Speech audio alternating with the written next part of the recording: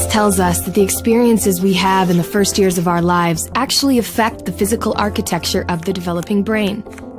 This means that brains aren't just born, they're also built over time based on our experiences. Just as a house needs a sturdy foundation to support the walls and roof, a brain needs a good base to support all future development. Positive interactions between young children and their caregivers literally build the architecture of the developing brain. Building a sturdy foundation in the earliest years provides a good base for a lifetime of good mental function and better overall health. So just how is a solid brain foundation built and maintained in a developing child? One way is through what brain experts call serve and return interactions. Imagine a tennis match between a caregiver and a child, but instead of hitting a ball back and forth across a net, various forms of communication pass between the two. From eye contact to touch, from singing to simple games like peekaboo. These interactions, repeated throughout a young person's developing years, are the bricks that build a healthy foundation for all future development. But another kind of childhood experience shapes brain development too, and that's stress. Good kinds of stress, like meeting new people or studying for a test, are healthy for development because they prepare kids to cope with future challenges. Another kind of stress, called toxic stress, is bad for brain development.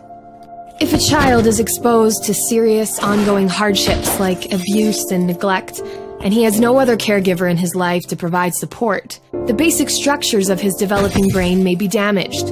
Without a sturdy foundation to properly support future development, he is at risk for a lifetime of health problems, development issues, even addiction.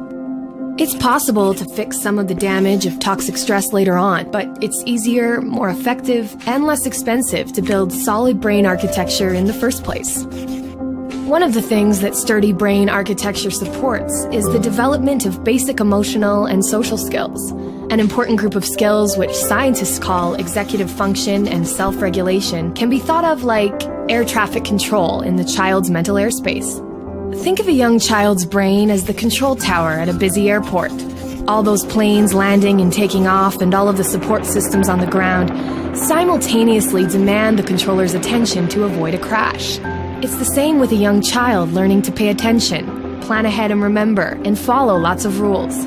Like all of us, kids have to react to things happening in the world around them, while also dealing with worries, temptations, and obligations on their minds.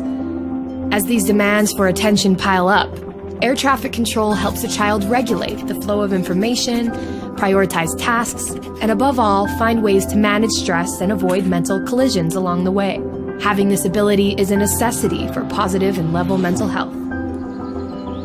Developing effective air traffic control, overcoming toxic stress, and building solid brain architecture are things kids can't do on their own. And since strong societies are made up of healthy, contributing individuals, it's up to us as a community to make sure all young people have the kinds of nurturing experiences they need for positive development.